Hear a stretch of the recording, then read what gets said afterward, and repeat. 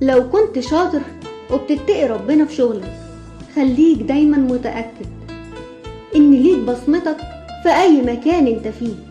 حتى لو كلمة انت متميز وفارق قدامك مش بتتقال، خليك متأكد إنها في غيابك كل اللي حواليك بيأكدها ويثبتها. لكن فكرة إن الشغل بيتعمل بيك أو من غيرك مش معناها إنك ما كنتش مؤثر وسايب بصمتك. لا لا لا لا، دي جملة بيحاولوا دايما يداروا بيها خسارتك وإنك عادي تتعوض. ولو صدقتها يبقى أنت أصلا مش واثق في نفسك وعارف قدراتك كويس. الناس دايما بتبقى عارفة وشايفة وفاهمة، عارفة أهميتك، لكن الأهم من ده كله إنك تكون عارف كويس قيمة نفسك وأهميتها.